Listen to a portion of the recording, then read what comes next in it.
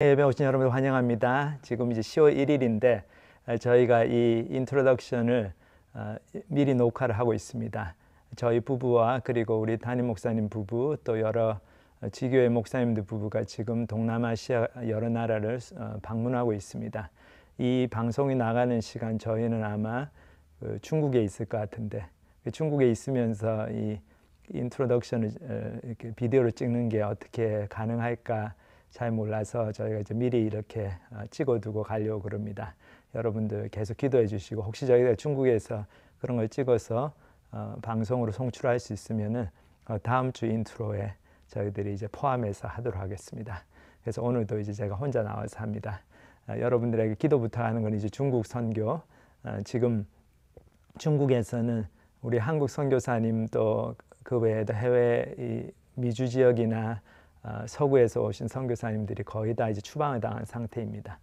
그렇지만 지금도 그 중국 내지에서 열심히 사역하고 있는 중국 현지 선교사님들 그리고 일부 중국에서 지금 또 공부하면서 또 이 조심조심해서 이제 지하에서 사역하고 있는 분들이 계십니다. 그래서 저희도 그분들을 보면서 또 저희가 여기서 국제 학생 사역 인터내셔널 스튜던트 미니스트리 계속 하는데 매년마다 이제 학생들이 돌아갑니다.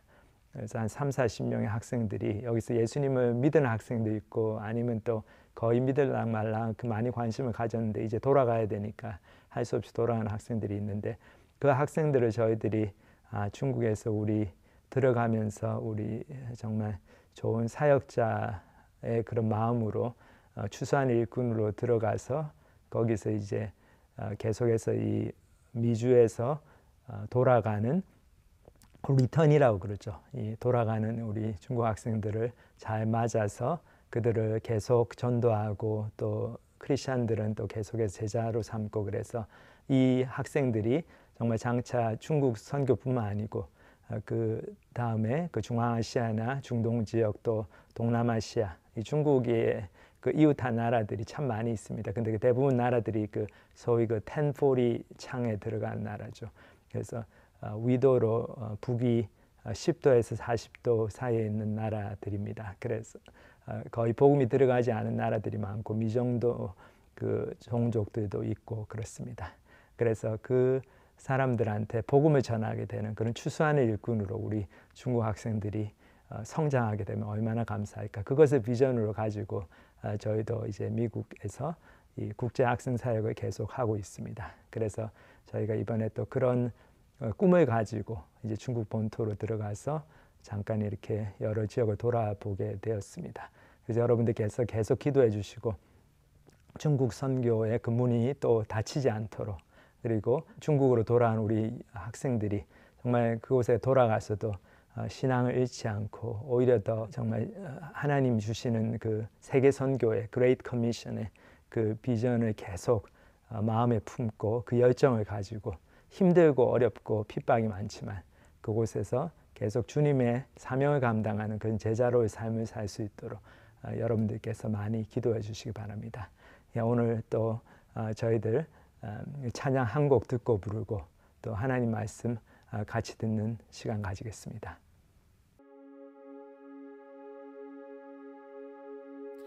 어느 날 기도 중에 나는 예루살렘 보았노라. 눈물 흘리며 탄식하는 주님을 난 보았노라.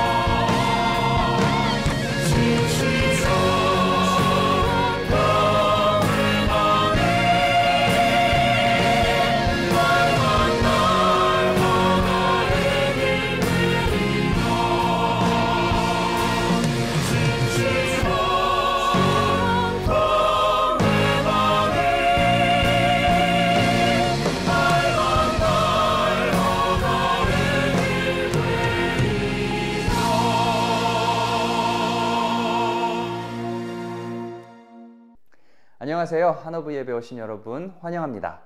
추석 명절 잘 보내셨는지요? 이제 저는 올해 송편은 못 빚어 먹었지만 대학생들 한 10명쯤 저희 집으로 초대를 해서 어젯밤에 같이 만두를 빚어 먹었습니다. 한오브 가족 여러분도 행복이 가득한 추석 한가위 명절 보내셨길 바라고요. 오늘은 이제 무언가 바뀌어야 한다. 제 5번째 시간입니다. 지난 한 달여간 저희가 회개라는 주제를 중심으로 같이 말씀을 공부해 나갔는데요. 오늘 본문은 누가복음 13장 22절로 35절까지인데 일단 저희가 영상 통해 같이 본문 읽도록 하겠습니다. 예수께서 각성 각마을로 다니사 가르치시며 예루살렘으로 여행하시더니 어떤 사람이 여짜오되 주여, 구원을 받는 자가 적으니까? 좁은 문으로 들어가기를 힘쓰라. 내가 너희에게 이르노니 들어가기를 구하여도 못하는 자가 많으리라. 집주인이 일어나 문을 한 번 닫은 후에 너희가 밖에 서서 문을 두드리며 주여 열어주소서 하면 그가 대답하여 이르되 나는 너희가 어디에서 온 자인지 알지 못하노라 하리니 그때 너희가 말하되 우리는 주 앞에서 먹고 마셨으며 주는 또한 우리를 길거리에서 가르치셨나이다 하나 그가 너희에게 말하여 이르되 나는 너희가 어디에서 왔는지 알지 못하노라. 행악하는 모든 자들아 나를 떠나가라 하리라. 너희가 아브라함과 이삭과 야곱과 모든 선지자는 하나님 나라에 있고 오직 너희는 밖에 쫓겨난 것을 볼 때 거기서 슬피 울며 이를 갈리라. 사람들이 동서남북으로부터 와서 하나님의 나라 잔치에 참여하리니 보라, 나중된 자로서 먼저 될 자도 있고 먼저 된 자로서 나중될 자도 있느니라. 곧 그때에 어떤 바리새인들이 나와서 이르되 나가서 여기를 떠나소서. 헤롯이 당신을 죽이고자 하나이다. 너희는 가서 저 여호에게 이르되 오늘과 내일은 내가 귀신을 쫓아내며 병을 고치다가 제3일에는 완전하여지리라 하라. 그러나 오늘과 내일과 모레는 내가 갈 길을 가야 하리니 선지자가 예루살렘 밖에서는 죽는 법이 없느니라. 예루살렘아, 예루살렘아, 선지자들을 죽이고 내게 파송된 자들을 돌로 치는 자여, 암탉이 제 새끼를 날개 아래 모음같이 내가 너희의 자녀를 모으려 한 일이 몇 번이냐. 그러나 너희가 원하지 아니하였도다. 보라, 너희 집이 황폐하여 버림받으리라. 내가 너희에게 이르노니 너희가 주의 이름으로 오시는 이를 찬송하리로다 할 때까지는 나를 보지 못하리라. 네, 첫 장면입니다. 이제 어떤 사람이 예수님께 와서 질문을 합니다. 그런데 이제 숫자에 관한 질문을 하죠. 예수님, 구원받는 사람들이 많을까요? 적을까요? 지금 이 질문이죠. 여러분들은 어떻게 생각하십니까? 사람은 누구나 다 한 번 태어나 한 번 죽고 결국에는 하나님 앞에 서게 될 텐데 그때에 구원받는 사람이 많을까요? 적을까요? 예수님께서 대답을 하시는데 첫 대답부터가 심상치 않습니다. 좁은 문으로 들어가기를 힘쓰라. 아니, 이것은 무슨 말일까요? 숫자에 관한 질문을 했는데 좁은 문으로 들어가라니. 아마 이러한 말씀을 하시고 싶었던 것 같아요. 남들이 구원받는 게 많고 적은 게 중요한 것이 아니라 지금 너, 질문한 사람, 내가 구원받는 것이 중요한 거야. 너는 좁은 문으로 들어갈 수 있겠니? 지금 이러한 묵직한 질문을 먼저 오히려 하시는 것 같습니다. 그리고 이렇게 주의를 환기시키시고 또 이제 숫자에 관한 대답을 곧바로 하십니다. 너희에게 이르노니 들어가기를 구하여도 못하는 자가 많으리라. 얼핏 들으면 구원받고 싶어하는 사람들은 많지만 하나님께서 야, 너희는 안 돼, 들어오지 마, 다 못 들어와, 이렇게라고 이제 하는 것처럼 들리지만 실은 그게 아니죠. 이제 마태복음 7장에 나오는 평행 본문을 보면 저희가 조금 더 디테일하게 설명이 되어 있는 걸 볼 수 있습니다. 제가 읽겠습니다. 마태복음 7장입니다.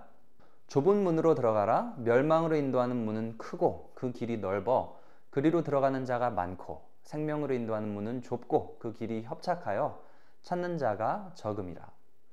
이제 큰 문이 있고 넓은 길이 있습니다. 반면에 좁은 문이 있고 협착한 길이 있습니다. 이제 큰 길은 멸망으로 인도하고 좁은 길은 생명으로 인도하는데 문제는 이 생명으로 인도하는 길을 찾는 사람이 별로 없다는 것입니다. 이 생명의 길이 사람들이 보기에는 뭐 저렇게 좁은 길을 굳이 내가 걸어가야 하나 싶을 만큼 매력이 없게 느껴진다는 것이겠죠.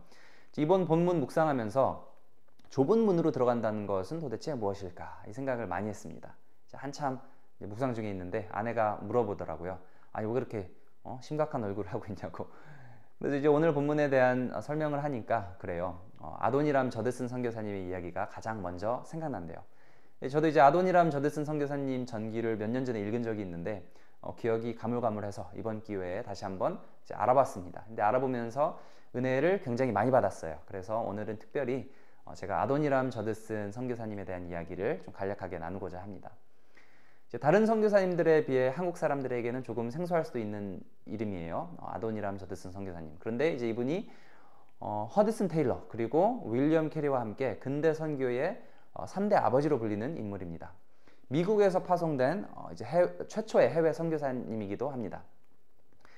제가 현재 살고 있는 이 매사추세츠 주에서 1788년 목사의 아들로 태어났습니다. 어려서부터 천재 소리를 들으면서 성장을 했는데 3살 때부터 글을 읽었고 10살 때부터는 항해 수업을 받았고 또 이제 라틴어와 헬라어를 일찍 통달했다고 합니다. 그리고는 이제 고등학교 시절 이제 1년을 병으로 학교를 다니지 못했음에도 불구하고 16세에 당시 이제 명문인 프로비던스 칼리지, 이제 현재 아이비리그 브라운 대학교 이 학교의 전신인데 이 프로비던스 칼리지 4년 과정을 3년 만에 수석으로 졸업합니다. 그리고 이제 21살에 교수 자리를 제안받을 정도로 이 엘리트 중에 엘리트였지만 이제 그런 그도 친구를 잘못 만나서 이제 기독교 신앙을 잃어버리게 됩니다. 대학 시절에 제이콥 임스라는 친구를 만나게 되는데 아도니람 못지않게 명석한 친구였습니다. 이제 반기독교적인 세계관을 갖고 있던 이 제이콥이라는 친구를 통해 아도니람도 조만간 이신론, 이 자연신론에 심취하게 됩니다. 그리고는 졸업 후에 혼자 여행을 하게 되었는데요. 이제 어느 날 이제 시골 여인숙에서 하룻밤을 묵게 되었습니다. 그런데 이 여인숙에 빈 방이 없는 거예요. 처음에 갔을 때. 근데 여관 주인이 그러더래요. 실은 빈 방이 하나가 있긴 있는데 이 방 바로 옆방에는 굉장히 지금 아파하고 소리를 지르는 사람이 묵고 있어서 되도록이면 이 방은 안내드리려고 했는데 그래도 괜찮겠습니까? 라고 묻자 아도니람이 그래도 괜찮다고, 이 방이라도 괜찮다고 달라고 해서 들어갔어요. 그런데 이제 정말로 옆방에서 들려오는 이 고통스러워하는 목소리 때문에 한숨도 잘 수 없었다고 합니다. 저 사람 저러다 죽는 거 아니야? 죽음 후에는 어떻게 될까? 천국에 가게 될까? 지옥에 가게 될까? 이러한 고뇌를 하다가 겨우겨우 잠이 들었고 이제 그 다음날 아침 일찍 일어났는데 여관 주인이 그 옆방에 묵은 사람이 죽었다는 소식을 알려왔습니다. 그래서 누구냐고 물어보자 아도니람은 생애 가장 충격적인 말을 듣습니다. 바로 불과 몇 년 전 자기를 불신자로 만들었던 대학교 동기 제이콥 임스였던 것입니다. 너무나도 큰 충격을 받은 아도니람은 하던 여행을 바로 거기서 중단을 하고 집으로 돌아와서 영혼의 문제를 심각하게 고민하게 됩니다. 그리고는 이제 엔도버 신학교에 입학하게 되어 회심하고 하나님께 다시 돌아서게 됩니다. 그리고 이제 여기서부터 바로 파란만장한 인생이 시작이 됐는데 1810년 신학교 졸업 후에 아주 큰 교회에서 그를 수석 부목사로 이제 와달라고 청빙을 했지만 이제 아도니람은 괜찮습니다. 저는 선교사가 되고 싶습니다 하면서 이렇게 거부를 합니다. 주변에서 많이 말렸겠죠. 왜냐면 이제 지금이야 선교사가 되는 것이 그렇게 이상할 것이 없는 사회이지만 당시 미국에서 외국으로 선교를 나간 사람은 한 명도 없었습니다. 그런데 아도니람은 이 영혼 구원의 일이 가장 필요한 지역은 교회가 이미 많은 우리 집 근처가 아니라 대서양 건너 저 멀리 있는 인도라는 나라라는 것에 확신이 있었고 어떻게 하면 해외 선교를 갈 수 있을까 기도하기 시작합니다. 그리고는 굳이 안 가도 되는 길, 그 좁은 길을 걸어가기 위해 기도합니다. 그리고 이때 이제 비슷한 선교의 꿈을 갖고 있는 여인 앤을 만나게 되는데 이제 당시 앤의 아버지에게 보냈던 결혼 승낙 서신 내용이 참 압권입니다. 제가 읽어드리겠습니다. 저는 지금 당신께 내년 이른 봄 당신의 딸과 이별하여 이 세상에서 다시는 못 보게 될지도 모를 이 결혼에 동의하실 것인지 묻고자 합니다. 당신의 딸이 바다의 위험, 인도 남부 기후의 치명적인 영향, 극심한 가난과 빈곤, 모욕, 박해, 그리고 어쩌면 참담하게 죽을 수도 있다는 것에 동의하실 수 있으신지 묻지 않을 수 없습니다.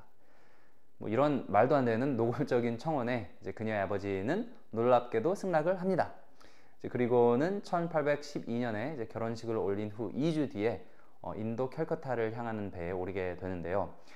그런데 이제 막 독립전쟁을 치른 미국과 영국 사이가 한참 안 좋을 때여가지고 인도에 도착하자마자 당시 대서양 무역의 패권을 쥐고 있던 동인도 회사의 방해로 미국인들은 당장 미국으로 돌아가라는 말을 듣습니다. 저 같았으면 바로 이때 하나님 순종하려고 했는데 여기까지구나, 돌아가야지 하고 이제 마음 편히 돌아갔을 것 같습니다. 그런데 이제 저드슨 부부는 다시 한번 좁은 길을 선택합니다. 인도로 안 들어보내주면 그럼 뭐 딴 데 가지 하면서 버마, 그러니까 미얀마로 방향을 틉니다. 당시 버마는 절대 권력을 가진 한 왕에 의해 통치되고 있었습니다. 국민들은 거의 그의 노예들이나 다름없었고요. 국민들은 아무도 예수 그리스도에 대해서 들어보지도 못했고 문명과 단절된 채 살아가던 이렇게 삶이 대체적으로 아주 가난하고 우울한 그러한 사회였습니다. 게다가 실질적으로 전 국민이 불교를 믿는 나라여서 말도 안 통하는 미국인 부부가 사역을 한다는 것은 거의 불가능에 가까웠습니다. 이곳에서 아도니람은 거의 이제 맨 땅에 헤딩하는 심정으로 전도의 씨를 뿌리기 시작하는데 첫 버마인이 개종하는 데까지 6년이 걸립니다. 그리고는 한 사람 한 사람씩 전도가 되기 시작합니다. 6년 이후에. 그런데 이제 그 소식이 정부 당국의 귀에 들어가자 기독교로 개종하는 사람들은 심한 형벌을 받을 것이라는 협박을 받습니다. 그러자 아도니람은 직접 이 버마 총독에게로 찾아가서 기독교인들에게도 이렇게 좀 관용을 베풀어 달라고 간청을 하지만 매몰차게 거절당하고 집에 되돌아오게 됩니다. 이제 이 당시 그의 아내의 건강은 쇠약해질 대로 쇠약해져 있는 상태였지만 이제 아내의 고집으로 인해서 미국으로 돌아가지 않고 일단 버마에 남아있기로 선택합니다. 그런데 이제 영국이 버마와 또 전쟁을 벌이면서 선포하면서 이제 상황은 악화일로로 치닫게 됩니다. 이제 아도니람이 영국에서 온 간첩인 줄로 의심한 버마 정부는 이제 그를 가차없이 감옥에 던져 넣습니다. 아도니람은 거의 2년 가까이 되는 시간을 감옥에서 보내게 되는데 이제 이때 아내 앤이 이제 임신한 몸으로 찾아와서 이제 몰래 건네주는 음식으로 겨우 생명을 유지하게 됩니다. 이때 당시 일화가 있는데 저희가 동영상으로 잠시 보도록 하겠습니다.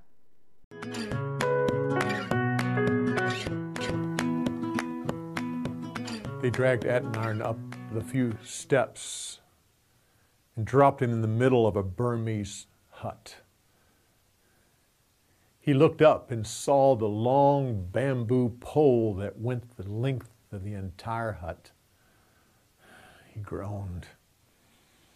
It's just another prison. Adoniram Judson had been in prison for almost a year.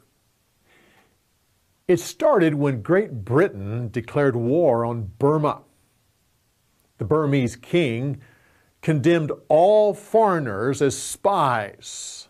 So Adoniram and the other missionaries had been pulled in, condemned, and taken to the death prison. There they were thrown down into a hole with the worst of the Burmese society. That's when he was introduced to the long bamboo pole. They put leg irons on each man, riveted them on, and then at night they attached him to the pole and pulled it up about 4 feet. They slept the night with their heads down on the ground and their feet up about 4 feet. It was dark during the daytime because there were no windows. But they were allowed 10 minutes to go outside to sunlight. Then they had to go back down into their dungeon with the smell of human waste and rotting flesh. The Burmese didn't waste food on condemned prisoners. But Anne, Adoniram's wife, could come every other day and bring a little bit of food. He couldn't actually get to see her, but he could hear her voice. This was encouraging to him because at least then he knew that she wasn't in another dungeon somewhere. Oh, she could not have survived that, especially now that she was expecting their child. One day he said to her, "What about my New Testament? Did they destroy it? Do you still have it?" Adoniram had worked 9 years in organizing the Burmese language and then translating the New Testament into Burmese. No, I hid it. I buried it in the ground, but it won't last long. It will rot there. What should I do?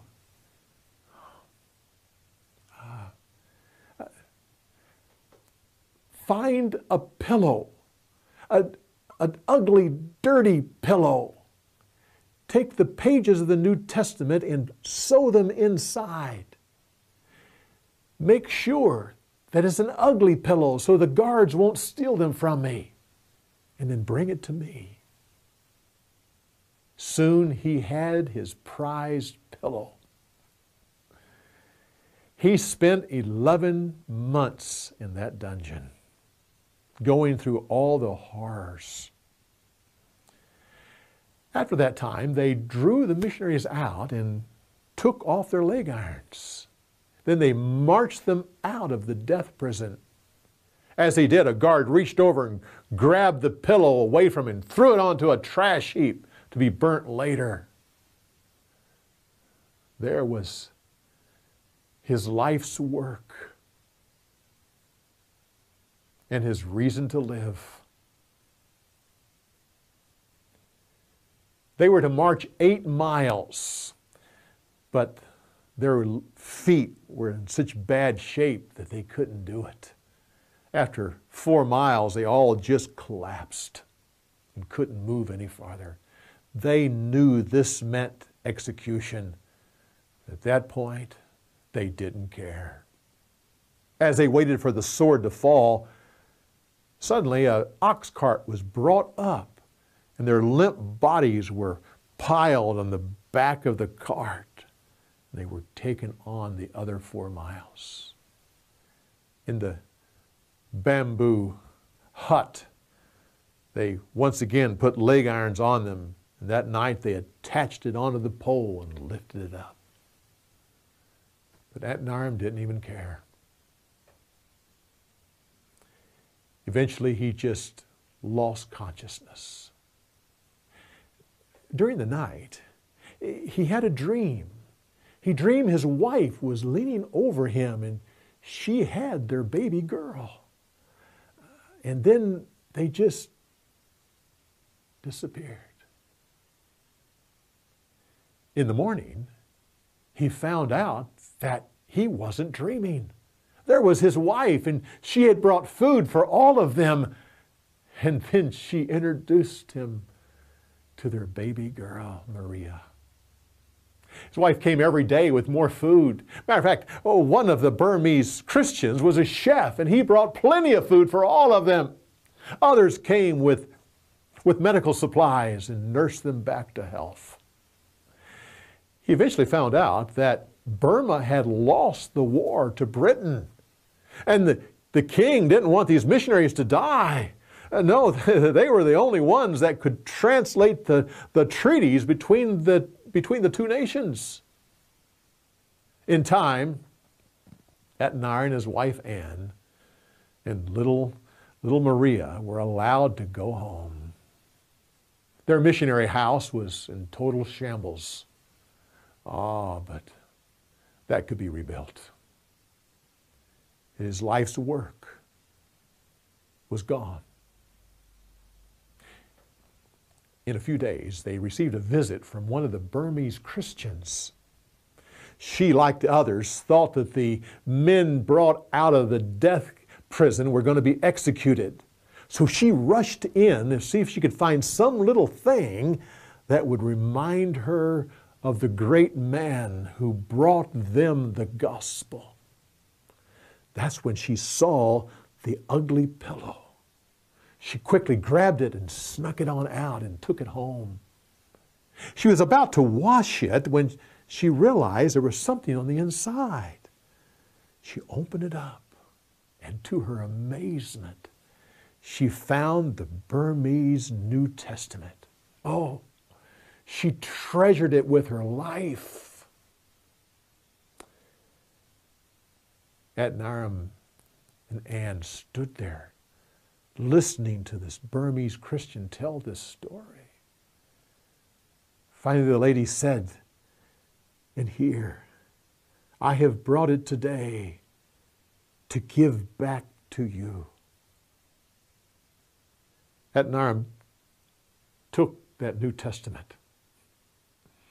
He then worked to finish the rest of the Bible. And to this day, the Christians in Burma honor the great man, the missionary who first brought them the gospel.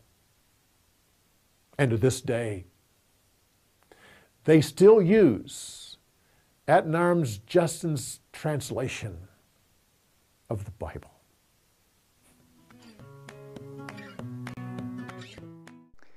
네, 그리고 이제 버마 선교지에서 아도니람은 풍토병으로 아내 앤을 잃게 됩니다.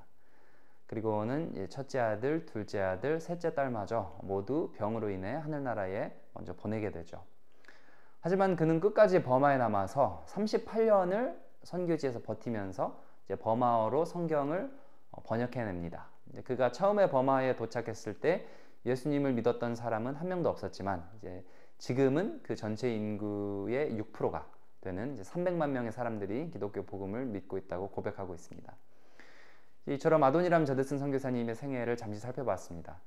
젊었을 때는 하나님에 대한 믿음을 잠시 저버렸던 그였지만 회심하고 회개하고 하나님께 돌아온 후로는 줄곧 좁은 길, 좁은 문을 택한 분이셨습니다.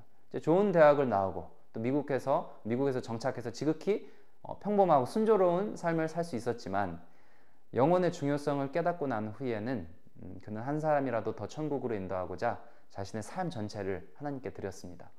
이러한 이야기를 제가 들으면서 아니 200년 전에 버마로 건너갔던 한 백인 남자의 삶과 나의 삶과는 무슨 연관이 있단 말인가 생각이 들 수도 있겠습니다.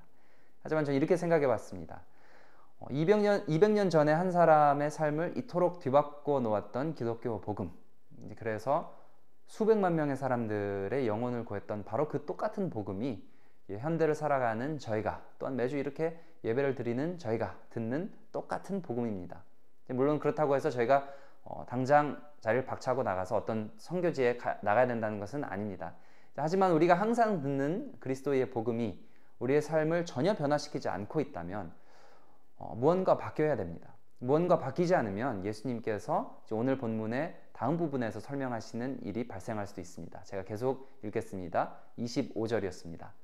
집 주인이 일어나 문을 한 번 닫은 후에 너희가 밖에 서서 문을 두드리며 주여 열어주소서 하면 그가 대답하여 이르되 나는 너희가 어디에서 온 자인지 알지 못하노라 하리니 그때에 너희가 말하되 우리는 주 앞에서 먹고 마셨으며 주는 또한 우리를 길거리에서 가르치셨나이다 하나 저가 너희에게 말하여 이르되 나는 너희가 어디에서 왔는지 알지 못하노라 행악하는 모든 자들아 나를 떠나가라 하리라.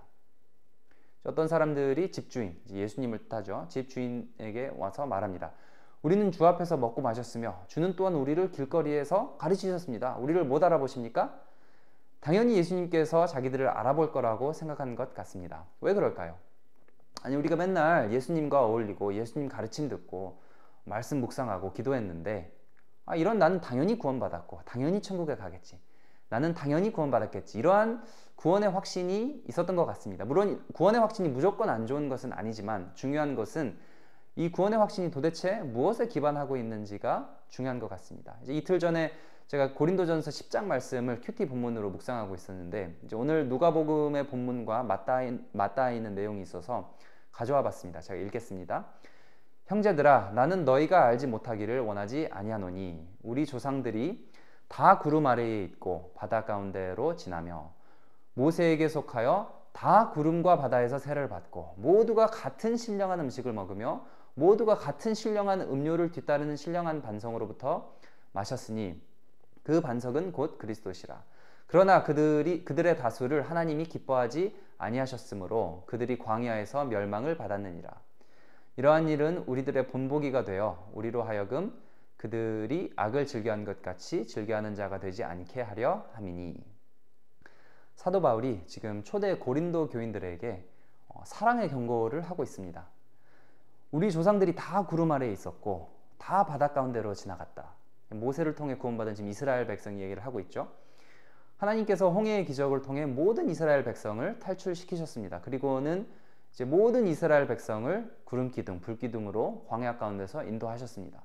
모두가 같은 신령한 음식, 즉 하나님께서 예비하신 만나를 먹었고 모두가 같은 신령한 음료, 즉 모세가 바위를 쳐서 흘러넘치게 한 물을 마시면서 이렇게 이스라엘 백성 모두가 하나님의 구원을 받고 하나님의 인도하심을 따라 광야를 건넜습니다. 그러나 5절입니다. 그들의 다수를 하나님이 기뻐하지 아니하셨다. 때문에 그들이 광야에서 멸망을 받았습니다. 무엇을 뜻할까요? 우리가 모두 똑같이 교회 나가고 똑같은 복음을 듣고 똑같은 말씀을 읽고 공부한다 하더라도 다른 예수님 믿는 사람들과 식사를 같이 하고 교제를 하고 비슷한 언어를 사용할 줄 안다고 해서 그것이 과연 나의 구원을 의미하는가? 아닐 수도 있다는 것입니다. 아니 그럼 내가 구원받았는지를 어떻게 안단 말입니까? 정답은 회개에 있습니다. 나는 정말로 회개했는가? 아도니람 저데슨이 여관 주인에게 야, 저 죽은 친구 이름은 제이콥 임스입니다 라는 청천벽력과 같은 소리를 들었을 때 아도니람의 마음은 처음으로 내가 여태 잘못 알고 있을 수도 있구나. 제이콥과 같이 이신론, 즉 신이라는 존재가 있긴 있지만 우리의 삶에는 개입하지 않기 때문에 그러한 신이 있다 한들 내 삶과는 별로 상관이 없다. 이러한 세계관을 아무리 유창하게 설파하고 변론하고 토론할 수 있어도 결국 죽음이라는 현실 앞에서는 다 부질없고 결국에는 우리의 영혼이 하나님 앞에 서서 심판을 받는다면 나는 어떡하나. 이러한 생각을 하나님께서 기적적으로 심어주셔서 그는 확실하게 회개하고 돌아설 수 있었습니다. 나에게 구원의 확신이 없다면 이것은 확실한 회개의 흔적을 찾아보기가 힘들어서 있을 수도 있습니다. 실은 오늘 본문 내용을 통해서 예수님께서 하고자 하시는 말씀의 핵심도 저희가 이렇게 요약할 수 있습니다. 회개하라. 회개의 길이 실은 좁은 문이다. 아니 내가 무슨 잘못을 했다고 회개를 합니까? 세상에 많은 사람들이 굳이 하나님 없이도 회개하지 않고서도 잘 먹고 잘만 사는데 왜 나는 회개해야 합니까? 혹은 아니 이 정도 예배드리고 말씀 공부하면 됐지 하나님께서는 나에게 뭘 더 바란단 말입니까? 이러한 고집을 내려놓고 좁은 문으로 들어가기를 힘쓰라. 내가 너에게 이르노니 들어가기를 구하여도 못하는 자가 많으리라. 지금 예수님께서 말씀하시는 오늘 본문의 핵심입니다. 이제 31절부터 마지막 장면 살펴보도록 하겠습니다. 제가 읽겠습니다. 곧 그때에 어떤 바리새인들이 나와서 이르되 나가서 여기를 떠나소서 헤롯이 당신을 죽이고자 하나이다. 예수님을 얼른 쫓아내고 싶어서인지 아니면 정말로 예수님의 안위가 걱정돼서인지는 모르겠지만 어쨌든 메시지는 명확합니다. 예수님 더 이상 여기 있지 말고 떠나세요. 지금 이 말을 하고 있는 거죠. 그러자 예수님께서 대답하십니다. 이르시되 너희는 가서 저 여우에게 이르되 오늘과 내일은 내가 귀신을 쫓아내며 병을 고치다가 제3일에는 완전하여지리라 하라. 그러나 오늘과 내일과 모레는 내가 갈 길을 가야 하리니 선지자가 예루살렘 밖에서는 죽는 법이 없느니라. 한마디로 떠나기는 어딜 떠나느냐? 나는 지금 내가 해야 할 일을 해야 한다. 귀신을 쫓아내는 일, 병 고치는 일, 아픈 사람을 회복시키는 일. 헤롯이 뭐라 하던 나는 내가 가야 할 길을 가야 한다. 그 종착역은 어디인가? 제3일에 완전해져야 하는 일. 바로 예수님 자신의 십자가 죽음과 사흘 뒤 부활과 승천을 의미합니다. 예수님 자신도 이토록 좁은 문, 좁은 길을 선택하셨습니다. 하나님께서는 저희 보고만 좁은 길로 들어가라고 하시지 않습니다. 실은 예수님께서 먼저 본을 보이셨습니다. 한 개의 그림이 1000개의 말보다 더 낫다고 하지요. 하나님은 우리를 사랑하시는데 그것을 그저 말로만 설명하지 않으셨습니다. 1000개의 말, 1000개의 그림 이런 걸로 당신의 사랑을 표현하지 않으시고 한 사람의 인생으로 그것을 우리에게 보이셨습니다. 바로 예수님의 인생이죠. 하나님께서 우리 인류를 구원하시려고 인간이 되셨고 우리의 죄값을 지불하러 십자가에 달려 돌아가셨습니다. 자기 부정과 희생의 좁은 문을 예수님께서 먼저 들어가셨습니다. 그리고 이제 마지막 34절에는 하나님의 마음을 이렇게 표현하고 계십니다. 예루살렘아 예루살렘아 선지자들을 죽이고 내게 파송된 자들을 돌로 치는 자여 암탉이 제 새끼를 날개 아래에 모음같이 내가 너희의 자녀를 모으려 한 일이 몇 번이냐 그러나 너희가 원하지 아니하였도다. 예루살렘아 예루살렘아. 성경에서 하나님이 누군가의 이름을 이렇게 반복해서 부른다는 것은 정말로 애절하고 안타까운 마음으로 부르실 때입니다. 사울아 사울아 사도행전에서 마르다야 마르다야 예루살렘아 예루살렘아 나의 마음을 가장 잘 이해하고 가장 먼저 회개해서 다른 사람들에게 이 좋은 소식을 전해야 할 예루살렘아. 하나님의 말씀을 선포하는 선지자들을 계속해서 죽임으로써 너희의 마음을 단단하게 하고 회개치 않는 예루살렘아. 암탉이 제 새끼를 날개 아래 모음같이 내가 너희를 모으고 돌보려 함이 몇 번이냐. 그런데 아직까지도 어째서 회개치 아니하느냐. 하나님의 말씀을 듣기는 듣지만 끝까지 고집을 꺾지 않고 회개치 않는 영혼들을 향한 예수님의 마음입니다.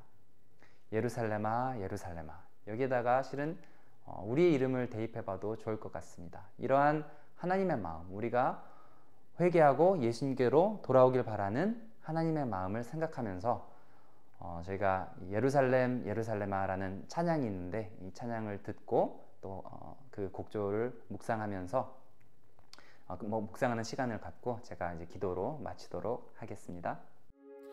어느 날 기도 중에 나는 예루살렘 보았노라. 눈물 흘리며 탄식하는 주님을 난 보았노라. 예루살렘 예루살렘아 넌 다시 날 못 보리라. 빛 비틀던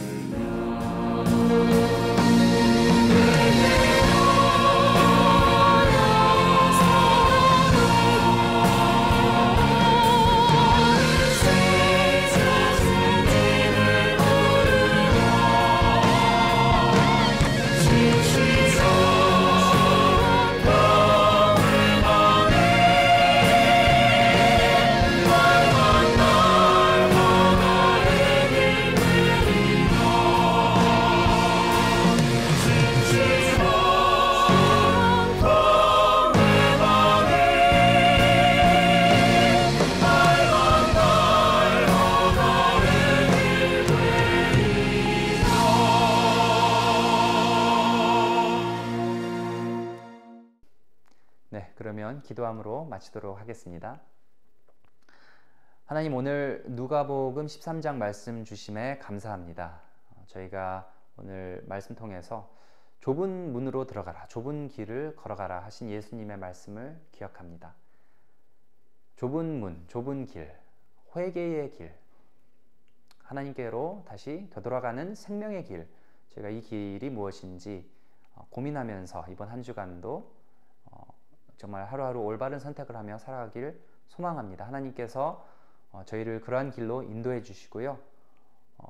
예수님께서 먼저 자기 부정의 길, 좁은 길을 먼저 가셨던 것 같이 우리도 그 예수님의 발자취를 따라 이번 한 주간도 어떻게 하면 남들이 다 하는 일 똑같이 하지 않고 어떻게 하면 우리가 예수님 따르는 사람으로서, 따르기를 소망하는 사람으로서 어떻게 하면 이 생명의 길을 선택할 수 있을까 좀 고민하고 씨름하는 그러한 한 주간이 되었으면 좋겠습니다. 우리 사랑하는 하나부 가족 여러분, 이번 한 주간도 건강히 지켜주시고 다음 주 예배 드릴 때까지 하나님의 은혜가 가득한 그러한 한 주 되길 기도하고 소망합니다. 예수님 이름으로 기도드렸습니다.